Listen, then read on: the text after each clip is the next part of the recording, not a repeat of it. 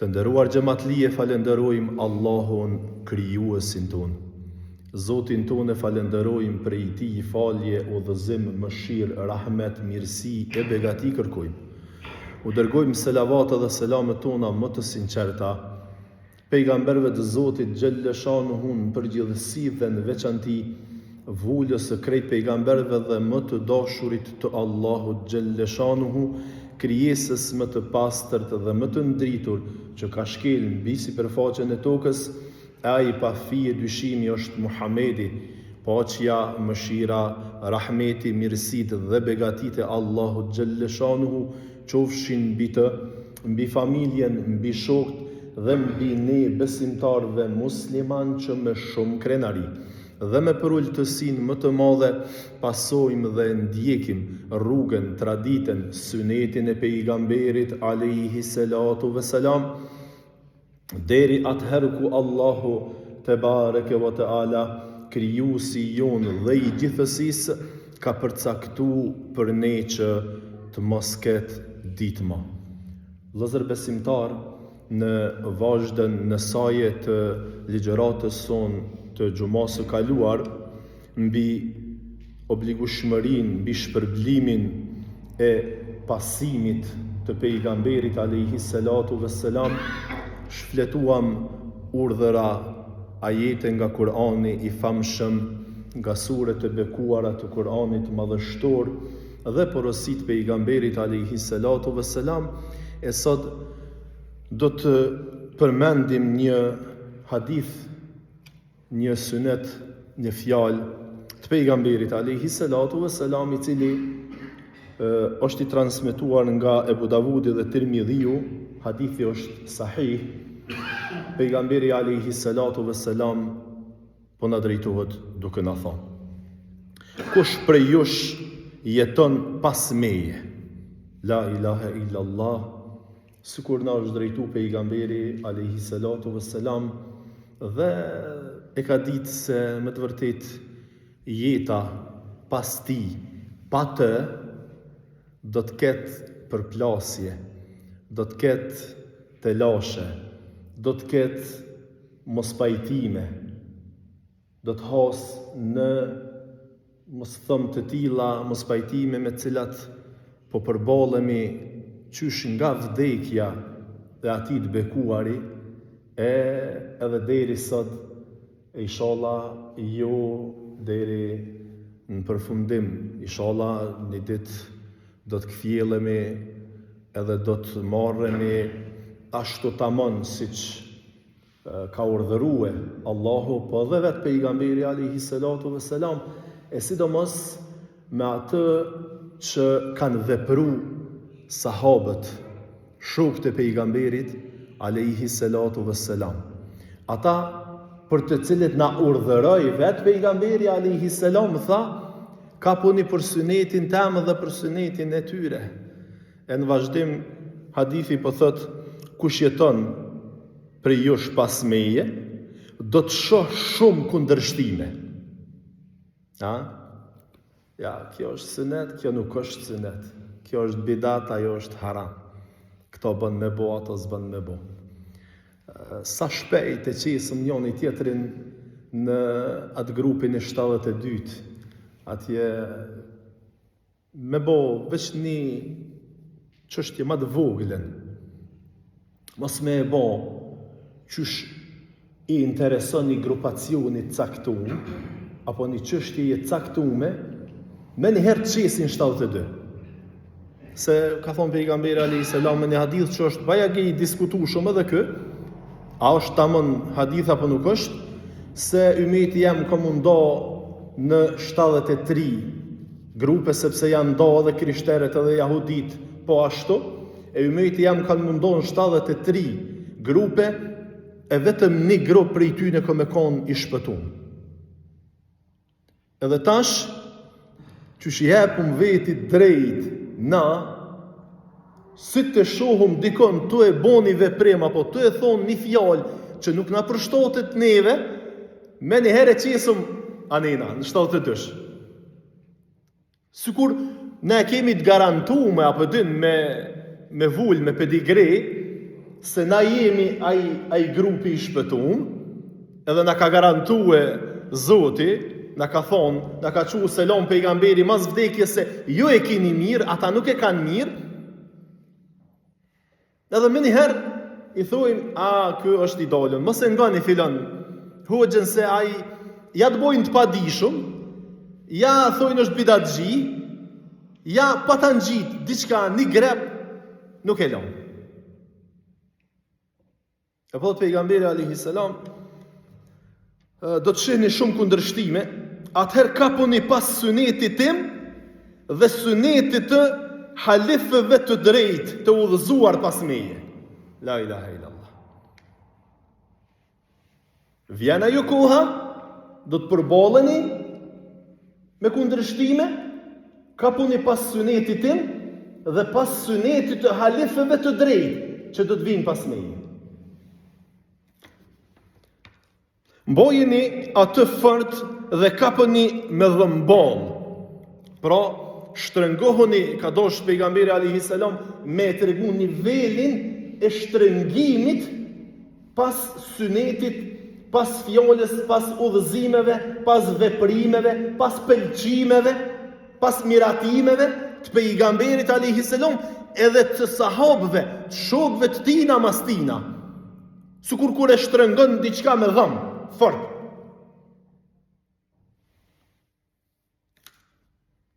Dhe ruajuni gjërave të shpikura, sepse çdo gjë e shpikur është bidat dhe çdo bidat është humbje. Mirë po, çto e kemi çështjen ma vitale dhe ma të rëndë, e cila fatkeqësisht në kohën e halifëve, sahabëve të drejtë të pejgamberit alayhis salatu vesselam, këto çështje edhe pse ka pak dilema dhe fërkime, nuk u ngritën në nivelin në të cilin janë ngritur tash. A bon sahabët këta për të cilit na urdhëroi pejgamberi alayhis salam? A bon veprime të cilat edhe pse nuk i kish veprue praktikisht pejgamberi alayhis salam, nuk binin në harmoni, nuk dilnin jashtë harmonisë dhe jashtë kornizave të sunetit të pejgamberit alayhis salam? Po. Edhe ato duke ja nis prej të parit, pas pejgamberit, prej Ebu Bekrit, bon veprime të cilat nuk i kish bon, nuk i kish praktiku pejgamberi alayhis salatu vesselam. Se tash po na thuhet, a e ka bo pejgamberi këto? Jo, s'bën me e bo. Aman mëre, po nuk është kështu. Në kundërshtim me sunetin, me frymen e sunetit, nuk është çdo veprim që se ka bo pejgamberi alayhis salam.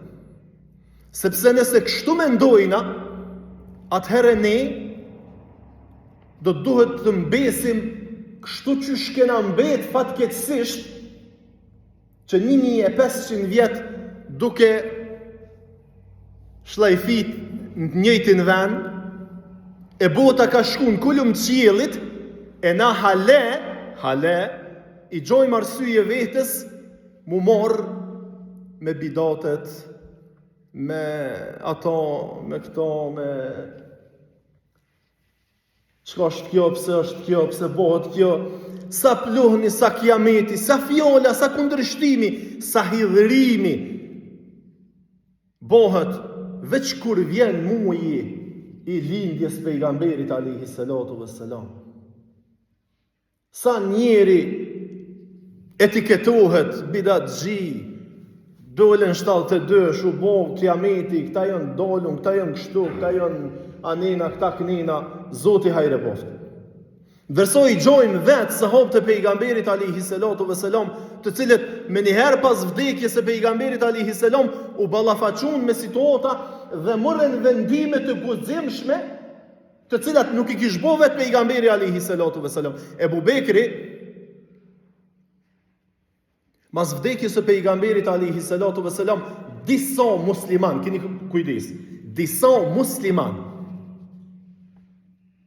kishin thonë, na zeqatin ja kena pagu pejgamberit alayhi salatu vesselam sa ka qenë gjallë. Me që ka vdek pejgamberi alayhi salam, na mo zeqat nuk pagujna. Edhe kundërshtonin pagesën e zeqatit. Po, më njëherë, që ata që i kishin zonë gjallë, kishin e kishin një me vesh të ty në pejgamberin alayhi salam. Qa bone Ebu Bekri? Organizoi ushtri dhe ju shpolli luft. Kujna? Sahabëve, shokëve të pejgamberit alayhi salam. Që refuzonin me dhonë zeqatin. A kish luftu pejgamberi alayhi salam ndajherë ndaj sahabëve? A kish organizu, a kish urdhëru ndajherë pejgamberi alayhi salam? Tër jetën e tina ja kish kushtu pejgamberi alayhi salam çka? Poqes, mirësisë, dashurisë mes veti, ndaljes, largimit prej luftës, veç kur ju kish imponu e fort lufta, se nuk e kishte dhe nuk e kishte urdhëru dhe nuk e kishte pëlqye konfliktin edhe luftën e sidomos mes veti.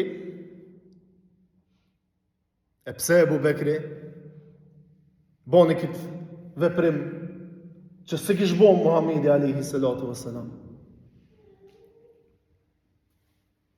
Po, diçka tjetër, po, në kohën e Ebu Bekrit është bo tubimi i Kur'anit në një vend, i cili nuk ka qenë i tubum sa ka qenë gjallë pejgamberi alayhi salam.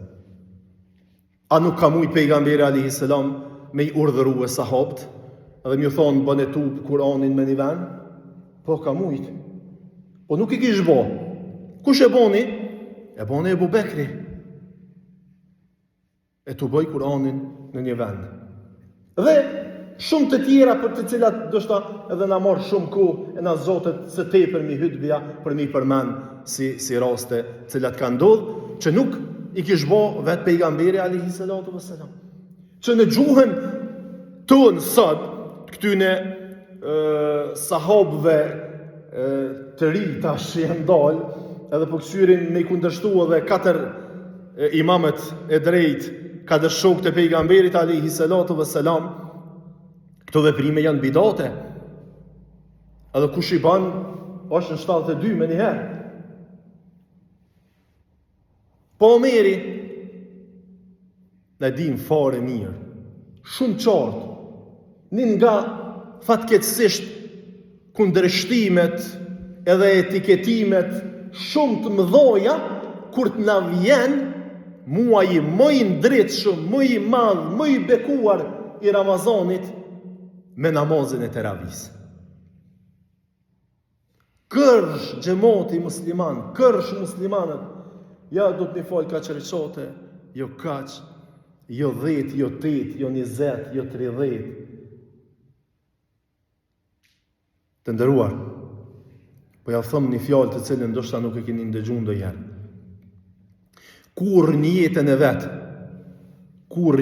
vet, pejgamberi alayhi salam namaz të teravis që shë folëm na sot kur nuk ka folë. A ndëgjut mirë? Kur ata që po pandejnë se pejgamberi ka folë kaqë, ka bo kështu e ka bo ashtu. Kur në jetën e vetë pejgamberi alayhi salam namaz teravive që shfolim na sot s'ka folë. A i ka dollë veç 2 ditë, ose 3, dikon në disa verzione. Ka folë namazin e natës që e ka folë gjithherë. Dhe natën e 3 ose të 4 s'ka dollë mo. Dhe janë folë sahabët shok të pejgamberit alayhi salam domaz. Ka dollë dikush, ka dollë 5-6 veta, edhe jenë lidhë mas një imami, e kanë folë do namaz që aty. Jenë orë dhe 5-6 tjirë, e jenë lidhë mas një imami tjetër, e kanë folë do reqate tjera. E jenë orë dhe 5-6 tjirë, e qështu? Jenë folë deri kur? Deri sa ka ardha Omeri i madhë. Edhe ka thonë, stop mo bëllë. Ha, që po bojnë? Krejt për një herë, krejt mas një imami. So? Të reqate. Jo, valla. 20. Omeri. Omeri i madh, cilin edhe Zoti dhe Muhammed Mustafaja alayhi salatu vesselam e përgëzun me një vërtet iman të dallum e të madh, e pasus i rrept i pejgamberit, e shoqërues i rrept i pejgamberit alayhi salatu vesselam. Çka boni? Një veprim që se kish bo pejgamberi alayhi salam kur. Dhe namazi i teravih sot që e folum na kamit prej kohës së Omerit, i cili ka urdhëru jo më fol mo veçmaz se cili sot dënë reqate, po kërejt për një herë mas një imami 20 reqate. Edhe kisha po shumë bre qef, isha qkri sikur ky për kufizim kish marrë bre fund në i herë. Aman bre se u bënëm cupë. Sa herë vjen Ramazani. Ja 20, ja 8, ja kështu, ja ashtu. A viva, halakom. Qka? Pe kundërshton Omerin. S'ka dit Omeri, e tash na po bohmi ma të mequ mas 1500 vjete se aj, edhe po thujna, ja, 8 do të me falë. Po të tjerë sahab mas Omerit, a bon veprime edhe ata, të cilat si kish bo pejgamberi alayhi salatu vesselam. Pas Omerit vjen Uthmani. Edhe ky në kohën e pejgamberit alayhi salatu vesselam o fol xhumoja veç në xhamit pejgamberit alayhi salam. Jo edhe në xhamia tjera. Bile pejgamberi e ka ndalu foljen e namazit xhumos në për xhamia tjera. Dhe ditën e gjumo që na i thirrëm 2 ezana, që i thirrëm edhe sot, kohën e pejgamberit alayhis salam nuk janë thirr 2 ezana. O thirr veç 1 ezan. Prej kur ka fillu folja namazit xhumos për krejt xhamiat, edhe në për krejt xhamiat mu thirr ka 2 ezana, prej kohës së Uthmanit. S'ka qenë kohën e pejgamberit alayhis salam. E qysh e boni këtë bidat Uthmani? Pse Uthmani e boni këtë bidat? Që nuk e boni as profeti Muhammed, as Ebu Bekri, as Omeri. E boni Uthmani.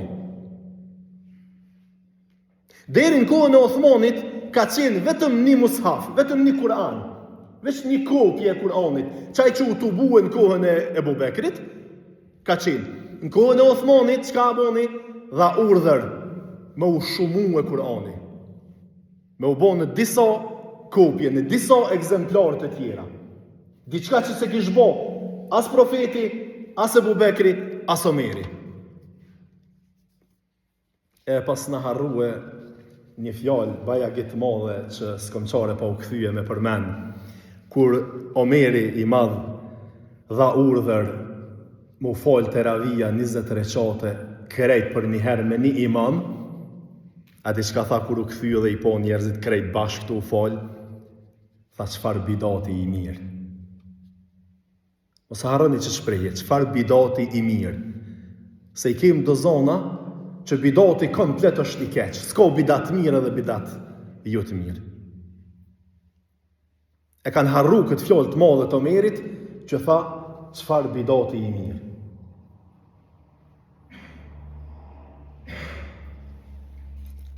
Po kështu me radhë rënë, edhe në kohën e Aliut, e rënë me radhë u dasht që të kuptohet drejt çështja e bidatit. Të kuptohet drejt obligueshmëria e notimit në përvojë të jetës, pa dal prej kornizave kryesore të Kur'anit edhe të sunetit pejgamberit alayhi salatu vesselam. O vllazni, nëse na mendojna dhe vazhdojna kështu me u përqoa me u nda se nuk ka bidat mirë, se çdo gjë që bëhet është bidat, atëherë për një me kena me vazhdu e me met në këtë vend ku kemi met, e njerëzimi ka shku në kulum të qiellit, e njerëzimi ka prodhu armë e teknologji e mjekësi e gjithë qka, e na hale vazhdojna, hale rahat vazhdojna me thonë, ja me shku e me studiu në për shkenca tjera, përveç shkencave islame, është e kohët, apo kupton? E qka? Na tash gjujna me gur, armiku na gjun me drona edhe me raketa që i kurdis me digitran. Pe i venit. Hiç s'ka nevoj mu kiametue. A na hale jena met me gur tu tut prej bidatit. Tu tut prej ecjes për para. Mos u tut njo njerëz, mos u tut njo musliman. Ecni për para se mas shumë ti na takon neve me ec për para. Mas shumë ti na takon neve me përparu. Mas shumë ti na takon neve me kon ata të cilët shkojnë për para me të gjitha aspektet e jetës. Sadakallahu l-azim. Alajna ahsan.